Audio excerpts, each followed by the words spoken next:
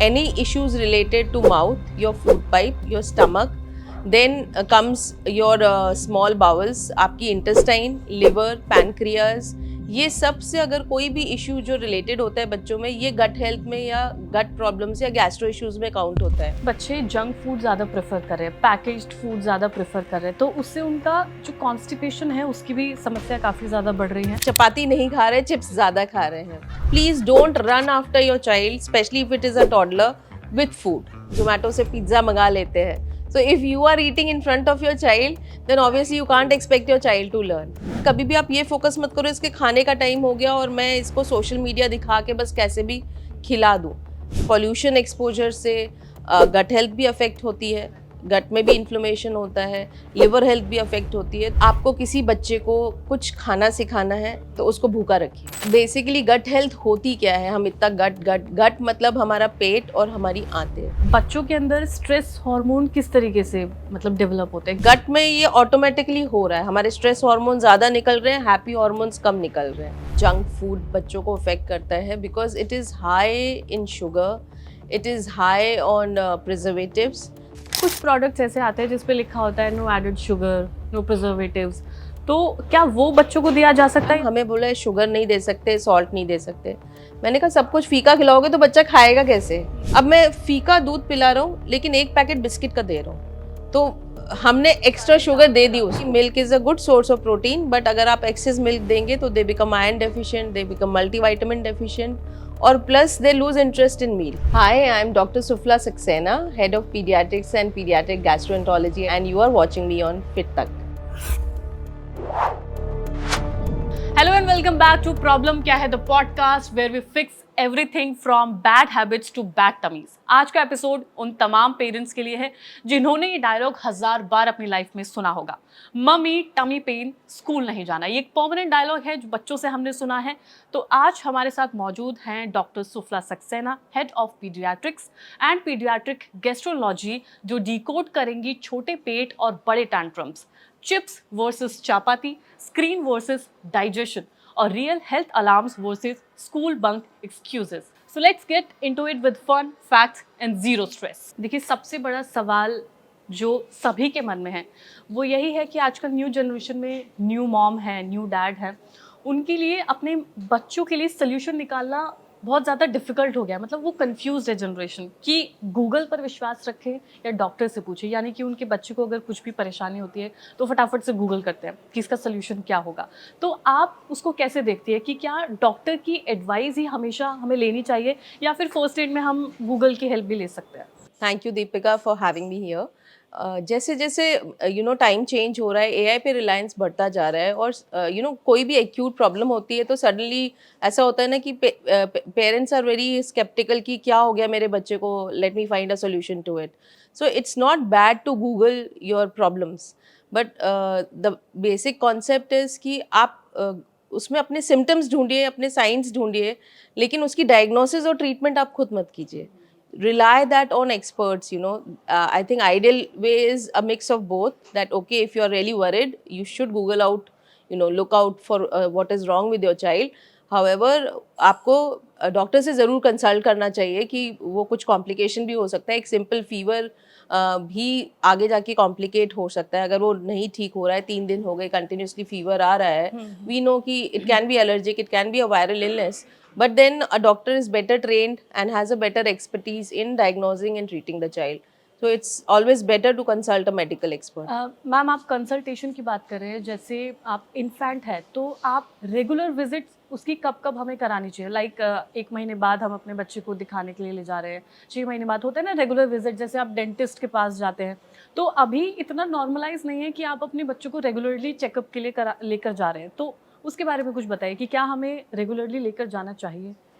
India में unfortunately ऐसा कोई सिस्टम नहीं है अपार्ट फ्रॉम वैक्सीनेशन जहाँ पे पेरेंट्स रेगुलरली बच्चों को प्रिवेंटिव हेल्थ चेकअप के लिए लेके जाएं। हाउएवर अगर हम देखें आजकल बच्चों में जितना fatty liver problem, gastro issues जितने हो रहे हैं, टाइप 2 डायबिटीज़, ये सारी चीज़ें बढ़ती जा रही हैं, लेकिन ये बहुत लेट स्टेज में डायग्नोज होती हैं। लेकिन अगर हम प्रिवेंटिव हेल्थ चेकअप का सिस्टम जैसे हम एडल्ट्स में करते हैं कि हाँ रेगुलरली हमें डॉक्टर को दिखाना है, ब्लड टेस्ट कराने हैं, बच्चों में ब्लड टेस्ट हम नहीं करा सकते because they are scared of needles, but besides their regular vaccination एक प्रिवेंटिव हेल्थ चेकअप के लिए जस्ट कि उनका हाइट वेट ठीक चल रहा है, उनकी ग्रोथ ठीक है, उनका न्यूट्रिशन ठीक है, इस हिसाब से एक बार मतलब after 1 year, at least once in 3 months, they should visit a pediatrician or a specialist if they are worried about the child. Okay ma'am, आपने गैस्ट्रो टर्म का इस्तेमाल किया है। एक बार मैं चाहती हूँ कि आप व्यूअर्स को बताएं कि बच्चों के साथ उनका गट सिस्टम कैसे कनेक्टेड रहता है, क्या हमें उन्हें खिलाना चाहिए जिससे उनका जो गट सिस्टम है वो अच्छे से काम करे, उसके बारे में आप लेमन लैंग्वेज में अगर लोगों को समझा पाए। So it is very important. I am a pediatric gastroenterologist. मतलब मैं बच्चों को, मैं सिंपल लैंग्वेज में बोलूँ तो मैं बच्चों की गट की या पेट की डॉक्टर हूँ। तो बेसिकली गैस्ट्रोएंट्रोलॉजी वो होता है कि जहाँ से खाना मुंह में जाता है, तो any issues related to mouth, your food pipe, your stomach, then comes your small bowels, आपकी इंटेस्टाइन, लिवर, पैनक्रियाज, ये सब से अगर कोई भी इश्यू जो रिलेटेड होता है बच्चों में, ये गट हेल्थ में या गट प्रॉब्लम्स या गैस्ट्रो इश्यूज में काउंट होता है। तो अगर हम पूछेंगे कैसे प्रेजेंट करेगा बच्चों में, मतलब क्या ऐसे इश्यूज होंगे जो हमें सोचना चाहिए कि हमको स्पेशलिस्ट को कंसल्ट करना जी। चाहिए, तो जनरली बच्चों में अगर बार बार वॉमिटिंग हो रही है या बार बार पेट में दर्द हो रहा है, 1 या 2 बार कभी भी किसी भी बच्चे के पेट में दर्द होता है जो अमूमन घर के ट्रीटमेंट से ठीक हो जाता है, लेकिन अगर कोई चीज़ जो बच्चे को बार बार डिस्टर्ब कर रही है, जैसे वॉमिटिंग हो गया, बार बार पेट में दर्द होना, कई बच्चों को क्रॉनिक कॉन्स्टिपेशन होता है, कई बच्चों को डायरिया होता है, इस तरह के कई बच्चों को फूड एलर्जीज या फूड इंटॉलरेंस भी होती हैं, तो इस तरह के बच्चों को स्पेशली गैस्ट्रो पीडियाट्रिक गैस्ट्रो या स्पेशलिस्ट डॉक्टर्स को कंसल्ट करना चाहिए अगर वो परसिस्टेंट है और बच्चे की ग्रोथ को और लाइफस्टाइल को अफेक्ट कर रही है। तो मैम आजकल जैसे बच्चे जंक फूड ज़्यादा प्रेफर कर रहे हैं, पैकेज्ड फूड ज़्यादा प्रेफर कर रहे हैं, तो उससे उनका जो कॉन्स्टिपेशन है उसकी भी समस्या काफ़ी ज़्यादा बढ़ रही है। और आजकल बच्चों को ना भूख नहीं लगती अगर उनके लिए हम उनके सामने चपाती पेश कर दें कि आप चपाती खा लिए, लेकिन अगर हम उन्हें चिप्स का पैकेट दे रहे हैं तो फिर उन्हें अचानक से उन्हें भूख लगना शुरू हो जाती है। तो उसके साइड इफ़ेक्ट्स उनके स्टमक पे किस तरीके से पड़ रहा है?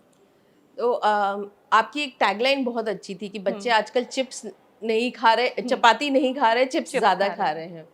तो अनफॉर्चुनेटली आजकल बच्चों का जंक फूड या हम बोलें बाहर के खाने का एक्सपोजर इतना ज़्यादा बढ़ गया है कि पेरेंट्स भी कुछ नहीं कर सकते। पेरेंट्स बिजी हैं, वर्किंग हैं, और बच्चे जब भी बाहर जाते हैं they are surrounded by fast food, chips, package food, and ये जो होते हैं ये बड़े एडिक्टिव होते हैं as compare to our home diet, जो सिंपल दाल चावल खिचड़ी दाल रोटी। और इन फूड्स में they are very high in salt, very high in preservatives, and they contain certain things which make them more addictive. Secondly young parents जो होते हैं, ये प्रॉब्लम टॉडलर्स में ज़्यादा होती है 2 to 4 years ऑफ एज में। तो जब यंग पेरेंट्स होते हैं they are very fussy about their child to eat. मतलब मदर्स का एक ही कंसर्न होता है बच्चा खा ले, क्या खा ले वो कंसर्न नहीं होता है कि Right. बस वो उसको जो पसंद है वो खा ले। Then they fell into this trap कि बच्चा अच्छा नहीं कुछ खाया है तो या तो दूध पिला देंगे, या नहीं खाया है उसको अगर फ्रेंच फ्राइज ही पसंद है तो मैंने ना एक बार तो फ्रेंच फ्राइज दिन भर में बना के उसको खिला दिया, या कोई पर्टिकुलर एक चिप्स का पैकेट दे दिया। लेकिन हम कभी ये फोकस नहीं करते कि हम घर के फूड को टेस्टी करके या ऑल्टर करके बना लें, because of our busy schedule, because of not knowing that how healthy our home food can be. हम हमेशा बाहर ऐसी चीज़ों पे फोकस करते हैं जो हमारे बच्चे को पसंद है। तो आई तो थिंक बच्चों को मैम चाहिए क्या, व्हाट दे वांट, उन्हें क्या खाने के लिए चाहिए? आप हर टाइम चिप्स नहीं दे सकते, आप हर टाइम बाहर का खाना नहीं दे सकते। अब यूजुअली जो न्यू मॉम्स हैं वो कुछ ना कुछ रिप्लेस करने की कोशिश करते हैं कि हम उसे टेस्टी बना देते हैं, शायद उनका बच्चा खा ले, लेकिन बावजूद उसके मतलब फेल्ड है मॉम्स की कि उनके बच्चे नहीं खा पा रहे हैं वो चीज़ें। तो आखिर बच्चों को खाने के लिए चाहिए क्या, व्हाट दे वांट? सी दो चीज़ हैं, एक मुझे खाने के लिए भूख लगनी चाहिए और जब मुझे खाने का टाइम है तब मुझे खाना मिलना चाहिए। So please don't run after your child, specially if it is a toddler, with food. अगर उसको भूख नहीं है तो आप उसके पीछे पीछे मत घूमिए कि अब 2 घंटे हो गए अब मुझे उसे खाना खिलाना है, अब 3 घंटे। Usually from toddler age 3 meals are good, like just like an adult, breakfast lunch dinner, that's what I advise my patients also. In between जो स्नैकिंग टाइम रहता है बच्चों को जब ज़रूरत पड़ती है तो आपको फ्रूट्स या सैलड, इस तरह की चीज़ें, या ड्राई फ्रूट्स, इस तरह की चीज़ें which are high in protein and good for gut health, in fibre also, ऐसी चीज़ें देनी चाहिए। और एक balanced meal contains carbohydrate, protein and fibre. तो हमें इंश्योर करना चाहिए कि अगर हम 1 पॉट मील भी बना रहे हैं तो उसमें हमारी ये तीनों चीज़ प्रेजेंट ज़रूर हो एटलीस्ट वंस अ डे। तो एक balance meal is very very important to introduce, और ये हैबिट्स हम जनरली अगर अर्ली एज से इंट्रोड्यूस कर देते हैं तो बाद में भी प्रॉब्लम नहीं आती है। लेकिन मैम कॉर्पोरेट मॉम्स हो गए, कॉर्पोरेट डैड्स हो गए, उनके लिए ये चीज़ें मैनेज कर पाना बहुत ही मुश्किल हो जाता है। उनको क्या आप एडवाइस करेंगे? मैं पेरेंट्स को एक चीज़ बोलती हूँ, please become role models first, right? अगर कोई पेरेंट थका हुआ आ रहा है ऑफिस से and they are mostly ordering, अच्छा चलो जोमेटो से पिज्ज़ा मंगा लेते हैं, so if you are eating in front of your child then obviously you right, can't true. Expect your child to learn. But if you are in a habit, नहीं हमें एक मील अपने साथ कैसे भी करके, हमने ऑफिस में कितना भी टाइम निकाला है, एक मील मुझे घर में या तो कुक से बनवाना है, if you are really busy तो आप कुक से बनवा लीजिए, या हमको मिल के बनाना है, which will be a healthy meal. It can be a simple khichdi also with vegetables. वो अगर हम खुद खा सकते हैं तो हमारा बच्चा भी वो खाना सीख जाएगा। अगर आप पहले देखें, हमारे यहाँ पुराने जॉइंट फैमिली के कॉन्सेप्ट होते थे, तो right. There used to be a lot of आप पीपल साथ अराउंड। में बैठकर खा रहे हाँ, हैं तो तो बच्चे सीख सबके रहे हैं। साथ खा रहे हैं तो बच्चे सीखते थे। अब वो चीज़ थोड़ा सा न्यूक्लियर फैमिलीज में बच्चों का isolated environment, dependence on social media, वो कम हो गया है। But see, we have to preserve a future generation, we have to educate them and we have to focus on preventive health. तो जब तक हम ये सारी चीज़ें नहीं करेंगे हमारे बच्चे नहीं सीखेंगे। राइट। मैम अब इससे भी बड़े मुद्दे पर आ जाते हैं, जहाँ पर बच्चे अगर अपना खाना खा भी रहे हैं, वो एक निवाला भी खा रहे हैं तो वो स्क्रीन के सामने ही खा रहे हैं। मतलब दे वांट कि वो फ़ोन उनके पास होना चाहिए या टीवी। उनकी मॉम्स अगर सोचती है कि शायद छोटी स्क्रीन पर ना देखकर टीवी देखकर खा ले तो शायद साइड इफ़ेक्ट्स उसमें नहीं होंगे। उन मॉम्स को या उन पेरेंट्स को आप क्या बताना चाहेंगे कि बच्चों पर वो क्या असर पड़ रहा है? एक्चुअली सोशल मीडिया डिपेंडेंसी होना ही नहीं चाहिए डाइट के साथ। It should be a family meal concept. Generally जब बच्चे 2-2.5 साल के हो जाते हैं तो वो डे केयर वगैरह में, प्ले ग्रुप में जाना शुरू कर देते हैं, तो लंच फैमिली का साथ में नहीं होता है usually, but dinner time is one time, और इवनिंग सपर टाइम वेयर सारी फैमिली को साथ में बैठ के ज़रूर खाना चाहिए। और हम हमेशा, एज आई सेड, कि कभी भी आप ये फोकस मत करो इसके खाने का टाइम हो गया और मैं इसको सोशल मीडिया दिखा के बस कैसे भी खिला दूँ। Let the child interact with the food, because जब तक वो देखेंगे नहीं, उसको टेस्ट नहीं करेंगे, with social media they are just passively eating, और कहीं ना कहीं वो हंगर सेंटर्स, सटाइटी सेंटर्स उनके वर्क ही नहीं कर रहे हैं। इन बच्चों के साथ समटाइम्स आप, कई बार आप बिना भूख के भी उनको ज़बरदस्ती खिला देते हैं। Lot of problems and issues happen later on, because उनको ओबेसिटी होने के चांसेस फ्यूचर में, because they are passively eating food without having any interaction. उनके दिमाग के जो ब्रेन सेंटर्स हैं वो बता नहीं रहे कि अब मेरा पेट भर गया, मुझे नहीं खाना है। तो आई थिंक सोशल मीडिया का जो इंडल्जेंस है, या स्पेशली फूड रिलेटेड जो इंडल्जेंस है, वो पेरेंट्स को टोटली अवॉइड करना चाहिए। ओके। मैम जैसे अभी हम इस वक्त की बात करें तो पोल्यूशन AQI काफ़ी ज़्यादा हो चुका है। तो ऐसे में एक इन्फेंट है, न्यूबॉर्न बेबी है, टॉडलर है, उनके ऊपर क्या इफ़ेक्ट्स पड़ते हैं? क्योंकि हम उन्हें अब घर पर भी नहीं रख सकते कि आप हर टाइम उन्हें घर पर रखेंगे। तो उनकी ईटिंग हैबिट्स भी एक इशू बन गई है, AQI एक इशू बन चुका है, उनका स्क्रीन भी एक इशू बन चुका है। सारी चीज़ें एक साथ टैकल करना इतना मुश्किल हो चुका है। तो उसके लिए आप क्या बताना चाहेंगे? हाँ, स्पेशली इन्फेंट्स वाली जो मॉम होती है, because they are at home for most of the time, so they also want to go out, but unfortunately Delhi NCR की अभी इतनी बुरी कंडीशन है that we can't take the babies out, because there are a lot of risk of developing respiratory distress, pneumonia, allergies। और अगर अभी से इनको ज़्यादा पोल्यूशन का एक्सपोजर होता है तो इन बेबीज़ को आगे जाके ब्रोंकाइटिस, अस्थमा, इस तरह की प्रॉब्लम बहुत ज़्यादा हो सकती है। लाइकवाइज अगर हम स्क्रीन टाइम पे डिपेंडेंसी है, या फिर हम सही तरह का खाना इनको नहीं खिला रहे हैं, as I said, please don't focus on what your child wants to eat. बहुत सारे बच्चे सिर्फ बिस्किट खाना चाहते हैं, because these are all addicting things, high in sugar, high in carbs. तो अगर हम ऐसी चीज़ों पे ही फोकस करेंगे जो उन्हें पसंद है लेकिन उनके लिए हेल्दी नहीं है, तो लॉन्ग टर्म में हम उनके लिए प्रॉब्लम क्रिएट कर रहे हैं। बिकॉज पॉल्यूशन एक्सपोजर से गट हेल्थ भी अफेक्ट होती है, राइट। गट में भी इन्फ्लेमेशन होता है, लिवर हेल्थ भी अफेक्ट होती है, तो ओवरऑल उनकी हेल्थ पे लॉन्ग टर्म में it is going to create a massive effect. अभी नहीं दिखेगा लेकिन लॉन्ग टर्म में उनकी इम्यूनिटी कम रहेगी, इन बच्चों में फ्रीक्वेंट इन्फेक्शंस होते रहेंगे, वो रेस्पिरेटरी भी हो सकते हैं, स्टमक इन्फेक्शंस भी हो सकते हैं। तो इसीलिए इम्यूनिटी बढ़ाने का शॉर्ट टर्म कोई तरीका नहीं है, there is no shortcut. Exactly ma'am, you are right, क्योंकि शॉर्ट टर्म से आप उस वक्त तो बच्चे को खिला सकते हो, लेकिन वो क्या इफेक्ट उस पर डाल रहा है वो वक्त की बात है। लेकिन अगर हम इम्यूनिटी की बात करें, आजकल क्या होता है, जैसे न्यू मॉम्स है, उन्होंने अपने बच्चे को स्टार्टिंग में उतना ध्यान नहीं दिया, उन्हें लगा कि शायद अभी बच्चा जो भी खा रहा है उसको खिला देते, लेकिन इनिशियली वो उसकी आदत में आने लगता है कि अब उसे चपाती नहीं खानी है, वो सिर्फ राइस खाएगा, वो सिर्फ दाल से खाएगा, या शुगर के साथ नहीं खाएगा, हनी, मतलब बहुत सारी चीज़ें होती हैं जो एक टाइम के बाद लगने लगता है कि अब ये प्रॉब्लम क्रिएट कर रही है।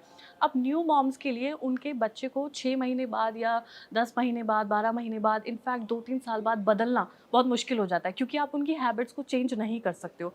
लेकिन आपने उस टाइम पर रियलाइज़ नहीं किया कि आपको इनिशियली उस पर ध्यान इस तरीके से देना चाहिए था। आप हो सकता है काम में बिज़ी हो, आप घर के काम में बिज़ी हो, तो क्या हम उन आदतों को एक वक्त के बाद बच्चों में बदल सकते हैं?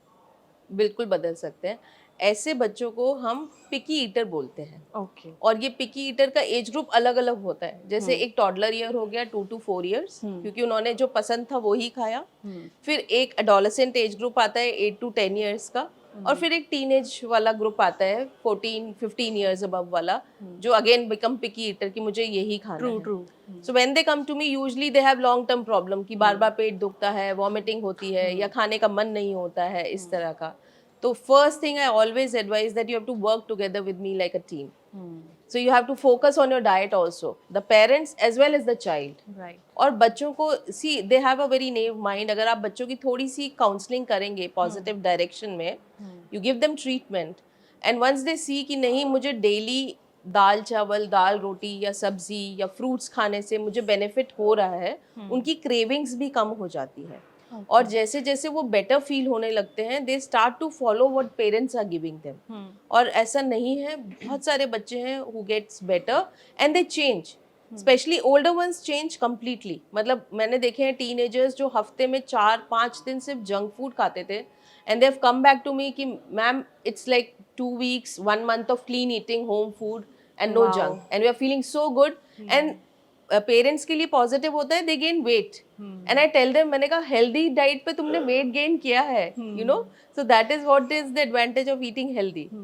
एक मैम, एक डिफरेंस मैंने देखा है कि जो ओल्ड मॉम्स हुआ करती थी, उन्हें लगता था कि उनका बच्चा अगर मोटा है तो he is very much healthy, और अगर वो लीन है तो वो कुछ खा नहीं रहा है, हो सकता है कि वो एक्टिव हो। तो वो एक मिथ क्या है, क्या एक फैटी बच्चा है या हेल्दी बच्चा है वही हेल्दी है, या फिर एक लीन बच्चा है जो एक्टिव भी है, तो खाना मान लीजिए वो अलग तरीके का खा रहा है या उसकी अपब्रिंगिंग अलग तरीके से हो रही है, तो एक फैटी बच्चा और एक लीन बच्चा, उसका डिफ्रेंसिएशन अगर आप व्यूअर्स को बताएं, क्योंकि आजकल मॉम्स को ये रहता है कि उनका बच्चा फैटी नहीं होना चाहिए, लीन होना चाहिए, मतलब ही और शी शुड लुक ब्यूटीफुल, वो ब्यूटी पर काफ़ी ज़्यादा ध्यान दिया जा रहा है। पहले की मॉमी में ये था कि उनका बच्चा सिर्फ हेल्दी होना चाहिए, तो वो एक चीज़ अगर आप बताएं। हाँ, there is a good change which is coming now that पहले होता था अरे मेरा बच्चा अगर चबी नहीं है और ओवरवेट नहीं है तो मतलब कि मदर उसको कम खिला रही होगी, and they will be pressure from the entire family. However that concept is changing.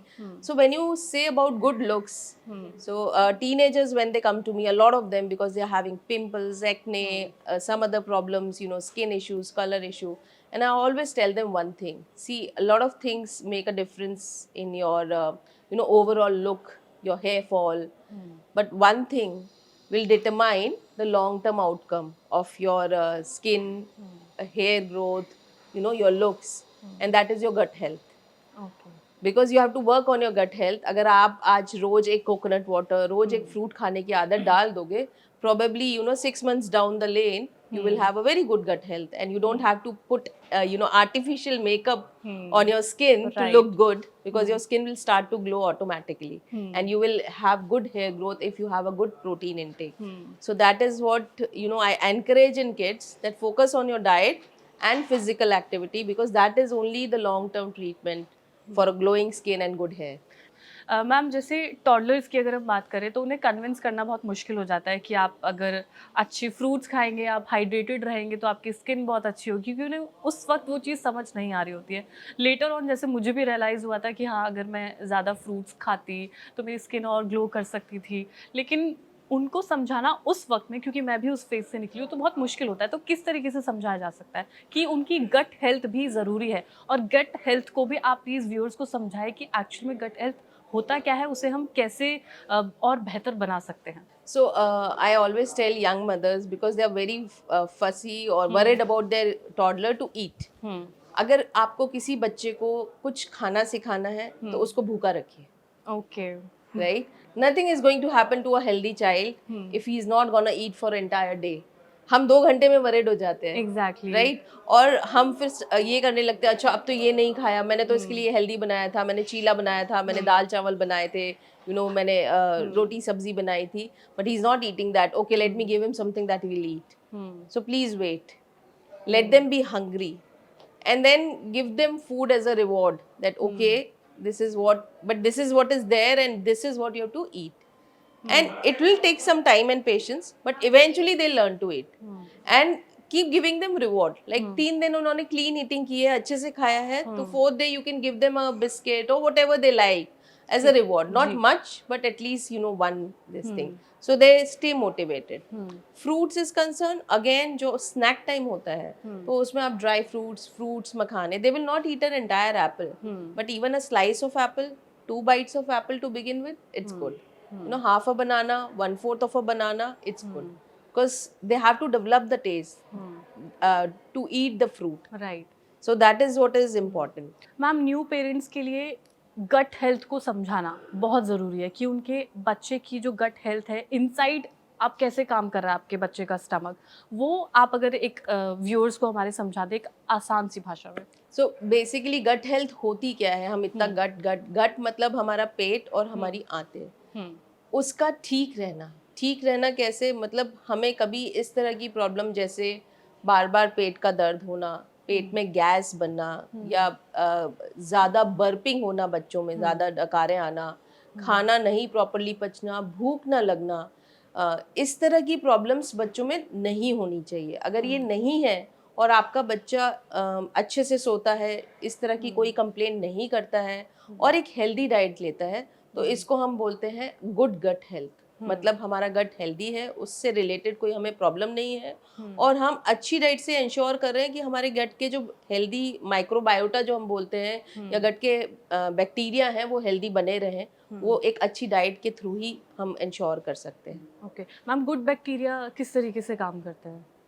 Basically good bacteria कुछ अच्छे हार्मोन्स प्रोड्यूस करते हैं जो हमारी ब्रेन को रेगुलेट करते हैं. तो सेरोटोनिन करके एक हार्मोन होता है, वो 95% गट से ही निकलता है. तो आजकल इतनी सारी रिसर्च हो चुकी है that from infancy, right from the baby is conceived in mother's tummy, and 9 months period में मदर जो खाती है, उसके बाद भी जो हम एज बेबीज़ को वीनिंग डाइट खिलाते हैं, अगर हम अच्छी डाइट पे रखते हैं तो उसका ब्रेन ग्रोथ ऑटोमेटिकली अच्छा होता है, बिकॉज उसका गट हेल्दी है. और उसका गट हेल्दी है मतलब अच्छे हेल्दी बैक्टीरिया हैं जो अच्छे हार्मोन्स को सिंथेसाइज कर रहे हैं, जो जाके ब्रेन को स्टिमुलेट कर रहे हैं. तो जनरली आप देखेंगे कि जो बच्चे जिनका गट डिस्टर्ब रहता है, स्पेशली बहुत सारे स्पेशल नीड्स बच्चे होते हैं, ऑटिस्टिक बच्चे होते हैं, जिनको ब्रेन रिलेटेड कुछ प्रॉब्लम्स होती हैं, तो they are always disturb because उनको कोई ना कोई गट रिलेटेड प्रॉब्लम रहती ही है. जैसे उनको कॉन्स्टिपेशन रहेगा, ब्लड इन स्टूल रहेगा, उस तरह की प्रॉब्लम. तो उनका फोकस नहीं होता है, तो उनके स्ट्रेस हार्मोन्स भी ज़्यादा निकलते हैं, और इस वजह से उनका जो फोकस है वो भी डेविएटेड रहता है. मैम, बच्चों के अंदर स्ट्रेस हार्मोन किस तरीके से मतलब डेवलप होता है? क्योंकि इनिशियली तो बच्चे को क्या फिक्र, किस बात की चिंता, किस तरीके का स्ट्रेस उनके अंदर हो सकता है? I think it depends a lot on parenting also, because क्या होता है कि एक टॉडलर टेंट्रम होते हैं, जब बच्चा बड़ा हो रहा होता है तो वो नेचुरल वे होता है कि हमें हर चीज़ जो मुझे चाहिए वो मुझे चाहिए, otherwise they will show some kind of anger, frustration, crying. तो whenever we show this kind of attitude, हमारे बॉडी से ऑटोमेटिकली स्ट्रेस हार्मोन्स रिलीज होते हैं. और जब ये बच्चे बड़े हो जाते हैं तो इनको फिर गट रिलेटेड इश्यूज, जैसे मतलब पेट संबंधित प्रॉब्लम, बार बार दस्त होना, कभी कॉन्स्टिपेशन ऑल्टरनेट विद डायरिया होना, या ज़्यादा एसिडिटी की शिकायत होना, इस तरह की प्रॉब्लम ज़्यादा रहती है. बहुत सारे बच्चों का घर का बैकग्राउंड भी ऐसा होता है कि कोई ना कोई पेरेंट को अगर वो देखते हैं तो दे गेट इन्फ्लुएंस, तो they are more in stress और जल्दी से घबरा जाते हैं. जैसे स्कूल में भी कुछ हुआ, ज़्यादा होमवर्क मिल गया, टीचर ने डांट दिया, कोई बच्चा टेक इट ईजी लेता है और कोई बच्चा ज़्यादा घबरा जाता है. But we don't understand, but gut में ये ऑटोमेटिकली हो रहा है, हमारे स्ट्रेस हार्मोन ज़्यादा निकल रहे हैं, हैप्पी हार्मोन्स कम निकल रहे हैं, तो दैट्स वाई वो फिर हेल्दी गट बैक्टीरिया को अफेक्ट करते हैं। ओके।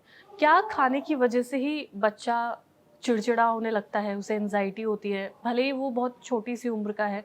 तो क्या खाना इतना ज़्यादा इफेक्ट करता है, या एनवायरनमेंट भी उसमें आप ऐड कर सकते हो? या अगर सिर्फ हम खाने की बात करें तो क्या वो बच्चे को इतना इफेक्ट कर सकता है?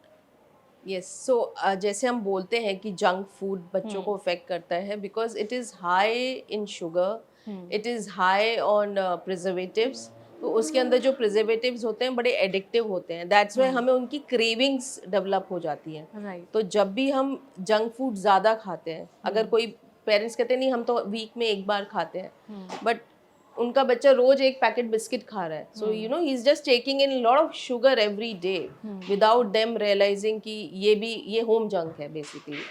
तो इनसे हमारी जो होती है ब्रेन की डिपेंडेंसी बहुत बढ़ जाती है, हमारे अनहैप्पी हार्मोन्स बढ़ जाते हैं और हैप्पी हार्मोन्स कम हो जाते हैं, बिकॉज गट बैक्टीरिया जो है वो पूरा जो हमारा डाइवर्स फ्लोरा है वो डिस्टर्ब हो जाता है। तो इस वजह से बच्चे ज़्यादा एंजाइटी, इमोशनल ट्रॉमा, इस तरह की प्रॉब्लम उनमें ज़्यादा होती है, उनका फोकस कम हो जाता है, जी। उनकी एबिलिटी टू कॉन्सेंट्रेट कम हो जाती है। मैम, कुछ प्रोडक्ट्स ऐसे आते हैं जिस पे लिखा होता है no added sugar, no preservatives, तो क्या वो बच्चों को दिया जा सकता है, या सिर्फ वो एक दिखावा या धोखा है कि हाँ मॉम्स दे रही है लेकिन उन्हें नहीं पता कि उसके पीछे की क्या सच्चाई है? I think label reading is very important because when they say no added sugar, there should not be artificial sweetener in it. That is very important because अगर कोई भी प्रोडक्ट जिसको वो नेचुरली स्वीट करना चाहते हैं, तो अगर शुगर नहीं होगी तो आर्टिफिशियल स्वीटनर ऐड कर दिया तो then it is a chemical and Which is unfortunately more that's harmful. More harmful for children. तो label reading is very very important because आजकल बहुत ज़्यादा हो गया है कि various type of breads are available. I would say bread in itself is unhealthy, and there is no regulation of whether it is atta, multigrain or anything, even for organic food also. And there are so many packaged food which are now being promoted on social media also. So it's very important, read the label, what is the content in it, preservatives कितने हैं उसमें, क्योंकि किसी की भी shelf life अगर 90 to 100 days होगी या 3 मंथ्स की होगी, they have to add some kind of preservatives to make it work for that amount of time. Ma'am, एक ये लड़ाई काफ़ी वक्त से चलती आ रही है, हनी वर्सेस शुगर, इसके बारे में आप बताइए, क्या आप कंज्यूम करा सकते हैं बच्चों को, क्या नहीं? सी पेरेंट्स ना बहुत यंग पेरेंट्स बड़े डरे हुए आते हैं, मैम हमें बोला है शुगर नहीं दे सकते, सॉल्ट नहीं दे सकते। मैंने कहा सब कुछ फीका खिलाओगे तो बच्चा खाएगा कैसे? Right. So you should give it in moderation, light amount, but don't make it bland, because हर दिन बच्चा फीकी खिचड़ी नहीं खा सकता या फीका दूध नहीं पी सकता। अगर they are okay with that, it's fine, but little amount of sugar that they can digest with their physical activity or honey, whatever, and honey has to be pure, not made from sugar, because sometimes honey भी sugar से ही बना होता है, हमें पता ही नहीं होता है। तो जो भी आपको इजीली प्योर फॉर्म में मिल रहा है, जो लिमिटेड अमाउंट है, जो बच्चों का परमिसिबल अमाउंट है इन अ डे, वो आपको देना ही चाहिए, because that is something in the form of carbohydrates which is also required for the child. Excessive amount should be, अब मैं फीका दूध पिला रहा हूँ लेकिन एक पैकेट बिस्किट का दे रहा हूँ, तो हमने एक्स्ट्रा शुगर दे दी उसको। हाँ, इसीलिए तो ये इन्फॉर्मेशन बहुत, ये नहीं है, पेरेंट्स को ये इन्फॉर्मेशन नहीं है कि हमें तो बोला था कि नहीं बिल्कुल फीका वो देना है, खिचड़ी भी फीकी, आप एकदम फीकी खिचड़ी बनाओगे तो बच्चा कैसे खाएगा? टेस्ट डेवलप नहीं होगा। तो उसको you have to make it tasty, home cooked meal जो आप खा रहे हो, try and start feeding them your home cooked meal, so that is where the taste will develop. Ma'am, आजकल बच्चों से ज़्यादा जो मॉम्स हैं उनके टैंट्रम्स भी काफ़ी बढ़ चुके हैं कि मैं अपने बच्चे को ये नहीं दे सकती, ये नहीं खिलाना है। तो अगर आप कुछ खिलाएंगे ही नहीं तो ना ही टेस्ट डेवलप होगा, मुझे लगता है ब्रेन सेल्स भी काफ़ी वक्त बाद डेवलप होंगे। लेकिन कुछ ऐसी मॉम्स भी होती हैं जिन्होंने अच्छी खासी रिसर्च की होती है, लेकिन आप अगर सभी मॉम्स को बताना चाहे कि इस पर्टिकुलर एज में आप अपने बच्चों को ये चीज़ खिला सकते हैं और ये चीज़ तो आपको बिल्कुल ही नहीं खिलानी है, वो अगर आप एक बार बता दें। मैं यही बोलती हूँ कि किसी भी एज में आप वाइट फ्लावर या रिफाइंड फूड्स का, पैकेज फूड्स का यूज़ बहुत कम से कम करिए बच्चों के साथ, because these are all addiction. तो आप जितना अवॉइड कर सकते हैं नहीं करिए। बहुत सारी मॉम्स कहती नहीं उसको ब्रेड और बिस्किट खाने की आदत है, मैंने घर में ही बना दिया। मैंने कहा now that you are started to develop an addiction, क्यों रोज उसको घर का केक बना के या बिस्किट बना के खिलाना है। Let it be like a reward, you know, once in 10 days you can give them. तो एक चीज ये, और हमेशा एक बैलेंस्ड मील पे फोकस जरूर करें। हम हमेशा अपने प्रोटीन्स को भूल जाते हैं। हमें अब विंटर्स आ गए तो सारी हरी सब्जियां याद रहेंगी, यू नो, सैलेड, फ्रूट सब याद रहते हैं, लेकिन हम अपनी गुड ओल्ड दाल्स को भूल जाते हैं। ये तो मेरे घर में भी होता है कि अब सारे ग्रीन्स खाने हैं, हमें हाँ, ठंड आ गई तो है। ठंड आ गई है तो सिर्फ हम हरी सब्जी खाएंगे, और गर्मियों में हम सिर्फ दही खाएंगे, छाछ लस्सी लेंगे, तो हमेशा दालें जो है वो पीछे रह जाती है। और वेजिटेरियन डाइट में proteins are very very important and there are very low source. तो इट्स वेरी इंपॉर्टेंट कि आपके मील में, आपके खाने में कहीं ना कहीं प्रोटीन जरूरी है, और बच्चों के मील में तो जरूर हो। बच्चों के मील में मैम हम चपाती को किसी भी चीज से रिप्लेस नहीं कर सकते ना? मतलब किस चपाती आप अलग अलग तरह की बना सकते हो। आप आटे की बना सकते हो, आप बेसन की बना सकते हो, फिर आप उनको पराठे के फॉर्म में बना सकते हो, you know, mixing little veggies into them, but उसको ब्रेड से रिप्लेस नहीं कर सकते। क्योंकि बच्चे क्या होता है, उनको बस चपाती ही नहीं खानी, पता नहीं उससे क्या उनको दुश्मनी है। क्योंकि मैंने भी अपने घर पे देखा है, वो लोग मतलब खाते ही नहीं है। आप उनको चाहे टीवी का लालच दे दीजिए, आप चाहे उन्हें बाहर घुमाने के लिए कह दीजिए, पर वो उससे कन्विंस ही नहीं होता है। वो कन्विंसिंग पावर एक मॉम के अंदर कैसे आएगी? मैं वैसे यूजुअली ऐसा बोलती हूँ कि आप उसको रैप बना के दे दो, because nowadays they want little fancy different. So make it, don't tell them कि चपाती है, इट्स अ पनीर रैप। आज मैंने पनीर रैप बनाया है, आज मैंने वेजी रैप बनाया है, कुछ भले ही कुकुम्बर लगा दीजिए, और जो आप पराठा या रोटी जो लेंगे उसके अंदर आप कोई भी वेजी ग्रीन वेजिटेबल डाल दीजिए। तो make it like a wrap so that it becomes more fancy. And side में उनको कोई भी साइड में fruit, you know, put a fruit bowl with them, so that they eat, rather than giving them pasta, noodles and you know, sandwiches every day. Make them a healthy habit of eating wrap. आप चीले दे सकते हो, that is also a very good option, बेसन का, दाल का चीला, so they are all protein rich. Ma'am जैसे pasta हो गया, pizza की बात कर रहे हैं हम लोग, क्या ऐसा कुछ किया जा सकता है कि एक बैलेंस्ड फूड लाइफ में हम उनको भी एडजस्ट कर दें, चपाती भी ऐड कर दें? क्या उसमें भी साइड इफ़ेक्ट्स उतने ही होंगे जितने अभी भी बच्चे अगर खा रहे हैं, चिप्स खा लिया, बिस्किट खा लिया, या फिर हमने मान लीजिए 15 दिन में एक बार बच्चे को पिज़्ज़ा खिला दिया, फिर हमने 15 दिन उसे नहीं खिलाया है, तो वो जो एक साइकिल है, कुछ मॉम डैड उसको भी मेंटेन करने की कोशिश करते हैं, क्या वो भी हार्मफुल है? नहीं, actually it's not that harmful. Junk food is always harmful, but उतना हार्मफुल नहीं है, क्योंकि अगर आप मेजर अमाउंट ऑफ टाइम में अच्छा हेल्दी डाइट ले रहे हैं, नो डाइट जिसमें सारा कुछ प्रोटीन, कार्ब्स, आपके फाइबर्स हैं, फ्रूट्स खा रहे हैं, वेजीज, सैलेड खा रहे हैं, तो आप once in a while you have to give your child a break and treat, because you know otherwise they will see their friends around इतना एंड तो दे गेट सभी डिजर्व इनसिक्योर। करते हैं। या, so that also I always tell my patients and parents also कि if you want them to eat healthy, कि आप चाहते हो कि वो 15 दिन तक अच्छा हेल्दी खाएं, तो 15 दिन बाद आप ब्रेक दे दो, don't be too strict on them. नहीं तो फिर वो क्या होता है कि कोई बर्थडे पार्टी में जाके वो क्रेविंग सारी निकल जाती है, and they will be like, you know, बहुत ज़्यादा ओवर ईट कर लिया, फिर ज़्यादा प्रॉब्लम हो गया।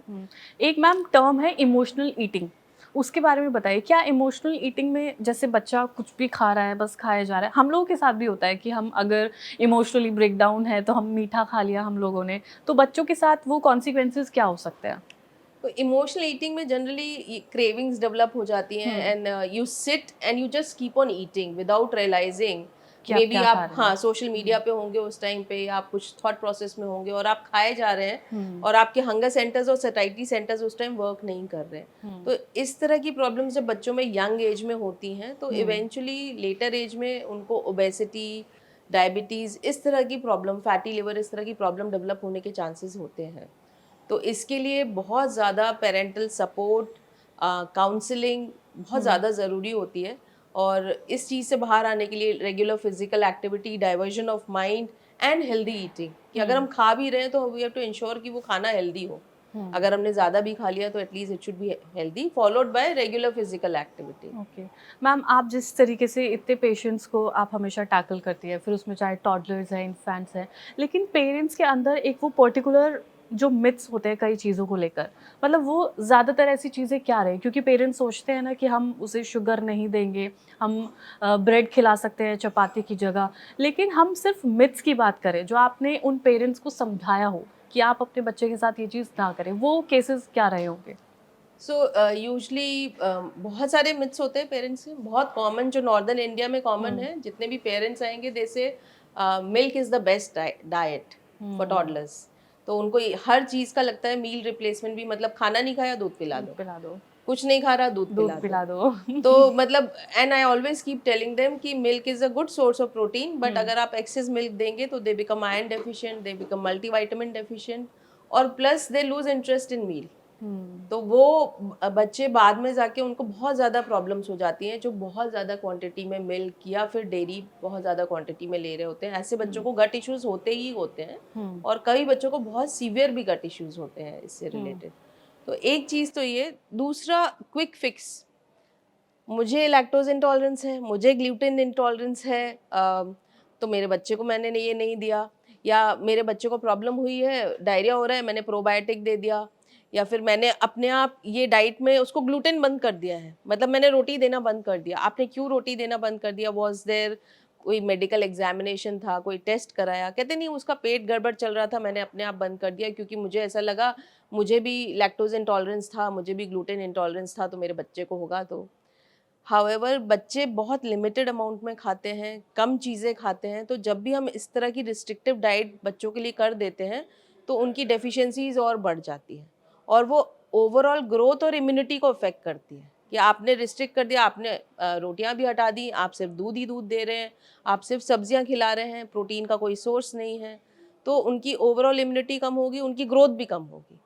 तो इस तरह की प्रॉब्लम्स के लिए मैं पेरेंट्स को हमेशा समझाती हूँ, please consult a specialist that what should be the right diet, मेरे बच्चे के लिए सही डाइट क्या होनी चाहिए जो उसकी ग्रोथ में हेल्प करे। लेकिन आजकल पेरेंट्स खुद ही डॉक्टर बन जा रहे हैं, उनको लगता है कि वो खुद ही मैनेज कर सकते हैं। मैम, अगर आप 5 टिप्स पेरेंट्स को देना चाहेंगे कि ये चीज़ें उन्हें पता होनी चाहिए, ये अपने बच्चों के साथ कर सकते हैं, जिससे उन्हें थोड़ा बेनिफिट मिलेगा अपने बच्चे को अच्छा खिलाने में, समझाने में, कन्विंस करने में, तो वो 5 ऐसे टिप्स क्या होंगे? See first I always tell, become a role model. अगर बच्चों को कुछ सिखाना है तो आपको सीखना पड़ेगा। बहुत सारे पेरेंट्स आर देमसेल्फ फसीट, मुझे ये पसंद नहीं है, मुझे वो पसंद नहीं है, ये मत बनाओ, आपका बच्चा नहीं कभी सीख पाएगा। Second thing is sleep routine. Please make a slip routine for your child right from the very beginning. पहले वो स्कूल नहीं जाता है तो रात भर नहीं सोता है, या कई पेरेंट्स वर्क फ्रॉम होम कर रहे होते हैं, कई पेरेंट्स लेट आते हैं, तो उनके स्लीप रूटीन उनके बच्चों के उनके हिसाब से चलते हैं। तो इट्स वेरी इंपॉर्टेंट कि एक स्लीप रूटीन हो। दूसरा, healthy diet, as we have been discussing, कि बहुत ज़रूरी है कि एज अ फैमिली हम हेल्दी डाइट खाएं, हेल्दी डाइट के बारे में सोचें, और एक मील हम साथ में बैठ के ज़रूर खाएं। एंड एक्टिव लाइफस्टाइल, हम अनफॉर्चुनेटली हम पोल्यूशन में रहते हैं, फिर ठंड आ जाती है, लेकिन एक फिजिकल डेली फिजिकल एक्टिविटी का, रेगुलर फिजिकल एक्टिविटी का बहुत ज़्यादा इम्पोर्टेंस है, और ये हमें इनकल्टेट करनी चाहिए ये हैबिट अपने सारे बच्चों में शुरू से ही, कि आपको रेगुलरली थोड़ा बहुत, मतलब वो घर में जो टॉडलर भाग रहा है उसके बाद भी हमें रेगुलर फिजिकल एक्टिविटी स्कूल में या क्लासेस के फॉर्म में हमें करनी चाहिए बच्चों के साथ। मैम, एक जैसे अगर आप अपने बच्चे में एक लॉन्ग टर्म डिफरेंस चाहते हैं, मतलब वो हेल्दी होना चाहिए लॉन्ग टर्म में, यानी कि मान लीजिए अगर मेरा इन्फेंट है, टॉडलर है, और मैं चाहती हूँ कि वो 18 में भी एक्टिव रहे, उसकी स्किन भी ग्लो करे, उसका गट इश्यूज उसको ना हो, कोई कॉन्स्टिपेशन ना हो, इंडाइजेशन ना हो, तो वो अभी से पेरेंट्स कुछ ऐसे स्टेप्स अगर वो ले सके, आपने बताया वो हेल्दी खा सकते हैं, आपने बताया फ्रूट्स ले सकते हैं, आप अपने साथ में बैठकर बच्चों को खिला रहे हैं, लेकिन कुछ ऐसे चेंजेस वो अपने अंदर या अपने बच्चों के अंदर लेना चाहे जो उन्हें लॉन्ग टर्म बेनिफिट दे। See, education is very important. आपको we are living in an era where preventive health, हमें अपने बच्चों को खुद एजुकेट करना पड़ेगा कि ये चीज हम खा रहे हैं तो इसका क्या नुकसान होगा आगे जाके। तो जब हम ये चीज सिखाने लगेंगे कि हाँ ठीक है, तुम बिस्किट खा रहे हो कोई बात नहीं, एक ही खाना है, पैकेट नहीं खाना है, क्योंकि ज्यादा पैकेट खाओगे तो नुकसान करेगा। पेरेंटिंग जरूरी है। पेरेंटिंग एंड एजुकेटिंग देम कि हर चीज के साइड इफेक्ट क्या हो सकते हैं, और अगर वो कुछ अच्छा कर रहे हैं then you have to reward them. या आज तुमने खाना अच्छे से खाया, पूरा मील खत्म किया, तो then you have to reward them in some or the other form that you have done the right thing and this is going to help you. और जैसे जैसे जब वो बड़े होने लगते हैं तो ये उनकी हैबिट में आ जाते हैं। तो ये बहुत ज़रूरी है कि हम उनको एजुकेट करें और प्रिवेंटिव हेल्थ के बारे में अभी से ही समझाना शुरू करें। अब जैसे आजकल जो पेरेंट्स हैं वो तो एजुकेट करना जानते हैं। अगर हम बात करें 10-15 साल पहले की, मुझे नहीं लगता पर उतने ज़्यादा बच्चे उस वक्त बीमार होते थे या उनको कोई गट इश्यूज होते थे। लेकिन क्या आपने उतने डिफरेंसेस देखे हैं अब वाली जो जनरेशन है उसमें और 10 से 15 साल अगर पहले हम बात करें बच्चों की, जो मुझे लगता है कि मैंने क्योंकि सुना है अपने घर में कि वो आराम से हेल्दी रहते थे, ज़्यादा उन्हें कुछ बीमारियां नहीं होती थी। लेकिन आज के कंपैरिजन में बच्चे बहुत ज़्यादा हॉस्पिटल में एडमिट हो रहे हैं। उनके अंदर इतना स्टैमिना नहीं है, अगर उन्हें ज़रा सा फीवर आ जाता है तो वो परेशान हो जाते हैं, उनको तुरंत आपको एडमिट करना होता है। लेकिन एज़ कम्पेयर टू पहले जब होता था तो बच्चों को आप घर पर ही ट्रीट कर लिया करते थे, लेकिन अब उनका स्टैमिना उतना नहीं रहा है। एक्चुअली ये प्रॉब्लम ना बहुत पहले से ही मतलब अर्ली एज से बच्चों में डेवलप हो रही है कि जैसे जैसे वो इन्फेंट होते हैं उनकी because there is so much of pollution. See air pollution is affecting us really badly. उसके बाद हमारा सॉइल पोल्यूटेड है, वाटर भी पोल्यूटेड है। तो ऑल दिस जब कभी मदर अगर बीमार है, मदर को एलर्जीज हैं, तो वो ऑब्वियसली बेबी में भी आती हैं। तो हम यंग बेबीज में देखते हैं कि ज़्यादा से ज़्यादा उनको ब्रोंकाइटिस, निमोनिया या हॉस्पिटल एडमिशंस का रिक्वायरमेंट हो रहा है। फिर उसके बाद उनकी ग्रोथ हैम्पर हो जाती है। फिर हम जब उनकी इम्यूनिटी पे वर्क नहीं करते हैं, अगर अच्छी डाइट और इम्यूनिटी पे, तो बार बार हॉस्पिटलाइजेशन होना, बार बार बीमार पड़ना, इस तरह की चीज़ें ना काफ़ी कॉमन हो गई हैं बच्चों में अगर हम देखा जाए। मैम, इन बीमारियों को क्या घर पर ही ट्रीट किया जा सकता है या आपको हॉस्पिटल ले जाने की ही ज़रूरत होती है? जैसे बच्चे को फीवर आ गया है, वो बहुत ज़्यादा वीक फील कर रहा है या वॉमिटिंग होना, कॉन्स्टिपेशन हो जाना, स्टूल पास नहीं हो रहा है, तो उन चीज़ों में? देखिए, इनिशियल अगर फीवर है, 1 डे का है, आपको पता है it's a viral fever, then obviously you can give some medication and cold sponging, जो ट्रीटमेंट होता है वो करिए। बट अगर आपको दिख ही रहा है कि अब 2-3 दिन हो गए, फीवर ठीक नहीं हो रहा, बच्चा वॉमिट कर रहा है या कॉफ किया जा रहा है, तो ऑब्वियसली फिर तो हॉस्पिटल जाके आपको डॉक्टर को तुरंत कंसल्ट करना ही चाहिए। Because when it comes to kids health, they can worsen, अगर हम टाइमली भी ट्रीटमेंट नहीं कराएंगे तो वो और वर्सन हो जाते हैं। तो इसीलिए उस केस में तो I think it's better to take medical opinion और एन एक्सपर्ट ओपिनियन। आजकल के बच्चों में मैम हाइजीन कितना ज़्यादा ज़रूरी है? उनको किस तरीके से एजुकेट किया जा सकता है? हाइजीन उनके खाने के हिसाब से भी, किस तरीके से वो खा रहे हैं, कहाँ वो जा रहे हैं, तो बच्चों को अगर आप कुछ उस तरीके की टिप्स देना चाहें तो? तो दो मैं चीज़ें इसमें बोलूँगी, एक तो हाइजीन और एक ओवर हाइजीन। बिकॉज हमारे दो तरह के पेरेंट्स होते हैं।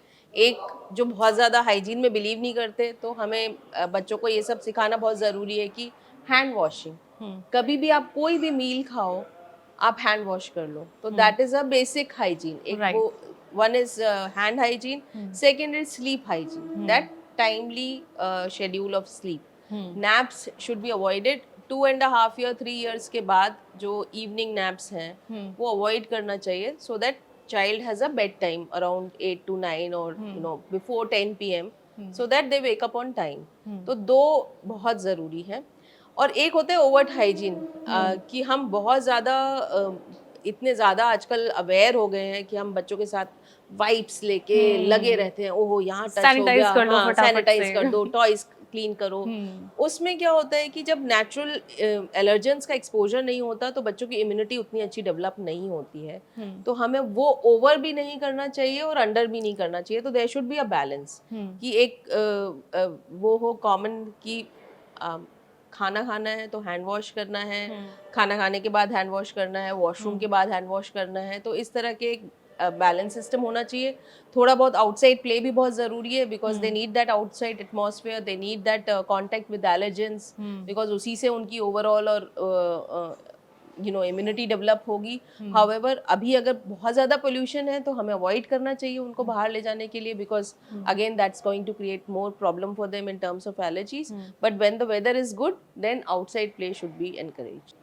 मैम, एक सवाल ये कि आप एक कुछ एक्स्ट्रा ऑर्डिनरी चीज़ हमारे व्यूअर्स को बताना चाहे, कुछ आपका, इतने सालों से आपने इतने पेशेंट्स को देखा है, एक कोई ऐसी ज्ञान की वो प्रकाश की वो डालना चाहे दृष्टि हमारे व्यूअर्स पे कि हाँ भाई ये आपको पता होना चाहिए, आप अपने बच्चों को हेल्दी चाहते हैं तो उनको ये चीज़ें पता होनी चाहिए, तो वो अगर आप हमारे व्यूअर्स को बताएं।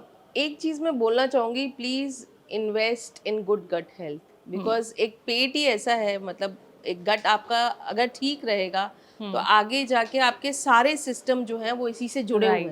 हैं। अगर आपकी गट हेल्थ अच्छी है तो आपका ब्रेन भी अच्छा रहेगा, आपकी हार्ट हेल्थ भी अच्छी रहेगी, आपकी लिवर हेल्थ भी अच्छी रहेगी, ओवरऑल मेटाबॉलिज्म भी बहुत अच्छा रहेगा। तो हमें इसमें अभी से इन्वेस्ट करना चाहिए। ये अवेयरनेस पेरेंट्स में बहुत होनी चाहिए about healthy eating, healthy diet, and most importantly importance of physical activity in kids life. आजकल आप देख रहे हैं because of the social media बच्चों का ध्यान फिजिकल एक्टिविटी से कम, जो आप पूछ रहे थे क्वेश्चन में कि 10-15 साल पहले क्या डिफरेंट था। पहले बच्चे बाहर पार्क में ही खेलते थे, राइट। गलियों मोहल्लों में खेलते थे।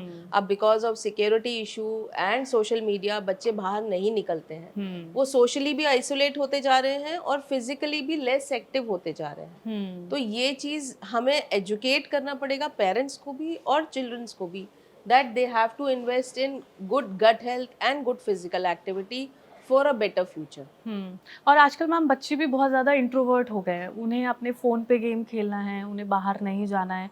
ये भी एक तरह से उन्हें बहुत ज़्यादा एंशियस बनाता है कि हम घर में ही रहेंगे, बाहर नहीं जाएंगे। शायद वो बच्चों के साथ रहकर चीज़ें सीख भी सकते हैं कि मुझे ये भी खाना है, वो भी खाना है, तो ये भी एक इफ़ेक्ट आता होगा। Definitely social media has affected kids in a big way. उनको हम्म। बिल्कुल सोशली आइसोलेट कर दिया है।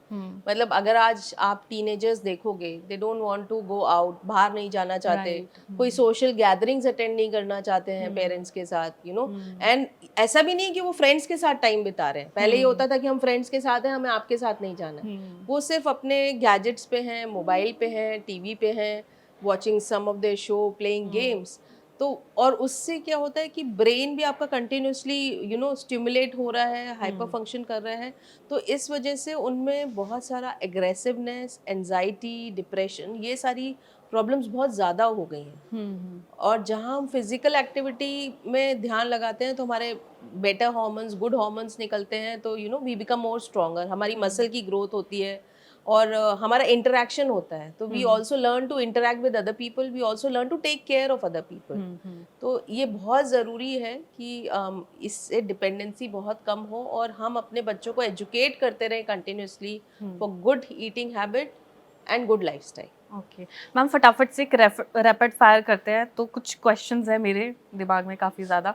तो पहला सवाल ये है कि एक कोई ऐसा फूड आप बताएं जो हर बच्चे को खाना ही चाहिए दिन में एक बार। दो चीज़, हम्म। एक दाल और एक फ्रूट, हम्म। हमेशा ही खाना है, हम्म। रोज़। Okay.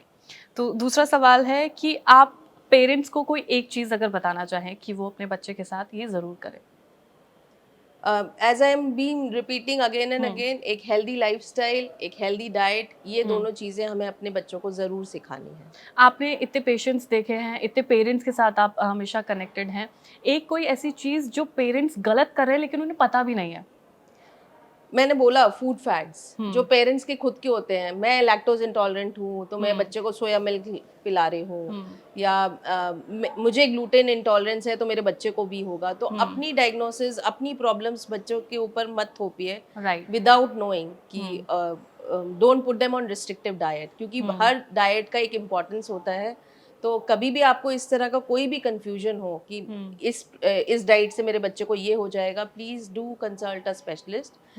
May be I have seen so many kids जो बिल्कुल रिस्ट्रिक्टिव डाइट पे, मतलब दो ही चीज़ें खा रहे थे अपनी लाइफ में, मतलब कोई फ्रूट्स नहीं टेस्ट किया, कोई और चीज़ें नहीं टेस्ट की हैं, जस्ट बिकॉज कि उनके पेरेंट्स में फूड फैट है कि इससे भी एलर्जी हो जाएगी, उससे भी हो जाएगी, and finally they have started eating everything.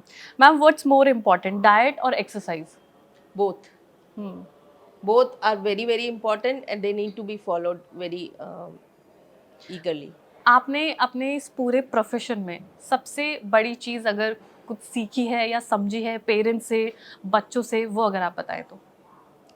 See, my kids are really inspiring for me sometimes, because जब भी मैं उनको ये बताती हूँ कि बच्चे तुम्हें ये डाइट फॉलो करनी है, ये फिजिकल एक्ट, और बहुत सारे बच्चे, और कई तो मतलब 2 साल के बच्चे भी बिल्कुल स्ट्रिक्टली पेरेंट्स आके बोलते हैं मैम आपने बोला था ये खाना है, उसने बिल्कुल यही खाया है, 10 दिन हो गए उसने जंक फूड को हाथ भी नहीं लगाया। And I feel so inspired with them कि नहीं यार ये चेंज हो सकते हैं। तो मुझे बस यही एक मेरा मैसेज रहता है हमेशा हर पेरेंट के साथ कि please invest in their health and it's never too late. कभी भी लेट नहीं है। Please invest in their health and keep teaching them and keep rewarding them at the same time because if you keep rewarding them they feel encouraged. Ma'am बच्चों को खाना खिलाने के लिए आप गैजेट्स को किस चीज से रिप्लेस करें? Family time. All sit together, all eat together and discuss what has happened throughout the day. सबसे बड़ा मिथ पेरेंट्स के लिए क्या था कि वो अभी तक इस बात से अनजान थे या वो मानने के लिए तैयार नहीं थे कि उनके बच्चे के साथ ऐसा भी हो सकता है अगर वो उनके ऊपर ध्यान नहीं देंगे हेल्थ वाइज, मतलब वो क्या खा रहे हैं क्या नहीं, वो एक सबसे बड़ा मिथ क्या होगा? मुझे ये नहीं लगता, मुझे लगता है कि उनके पास बहुत सारी इन्फॉर्मेशन है इसलिए वो कंफ्यूज हो जाते हैं। राइट, जैसे कि मैंने पहले कहा था कि आजकल पेरेंट्स बहुत कंफ्यूज्ड है क्योंकि उन्होंने बोला हमारे डॉक्टर ने ये बताया, सोशल मीडिया ने ये बताया, घर वालों ने ये बताया, मैं ये करना चाहती हूँ, तो वो सबकी खिचड़ी बन जाती है and the centre of that is the child. तो उनको समझ में नहीं आता कि यार हम क्या गलत कर रहे हैं। तो आई ऑलवेज टेल देम कि आप कुछ मतलब गलत नहीं कर रहे हो, लेकिन आपके पास बहुत सारी इन्फॉर्मेशन है, तो आपको कम इन्फॉर्मेशन यूज करके जो सही पाथ है वो चूज करना है। बिल्कुल मैम, जितना भी आपने आज बताया मुझे लगता है कि ये इन्फॉर्मेशन मैं भी घर ले जाने वाली हूँ, क्योंकि आजकल के बच्चों में बहुत ज़्यादा हो गया है कि वो गैजेट्स नहीं छोड़ पा रहे हैं, वो जंक फूड नहीं छोड़ पा रहे हैं, उन्हें स्क्रीन टाइम उनका बढ़ चुका है, उन्हें बाहर नहीं जाना है, वो इंट्रोवर्ट बन चुके हैं। पर मुझे लगता है कि जितनी आपने चीज़ें बताई हैं तो अगर लोग इम्प्लीमेंट करेंगे तो जाहिर सी बात है कुछ ना कुछ डिफरेंसेस आएंगे और लॉन्ग टर्म में वो काफ़ी ज़्यादा इफेक्ट करेगा। तो thank you so much ma'am for joining us. Thank you, thanks a lot. And that's a wrap on today's episode. Thank you doctor for joining us. And अगर आपको ये एपिसोड पसंद आया तो लाइक करें, शेयर करें, सब्सक्राइब करें। मिलते हैं नेक्स्ट एपिसोड में एक नई प्रॉब्लम और उनके सिंपल सॉल्यूशंस के साथ। So keep watching Fit Time.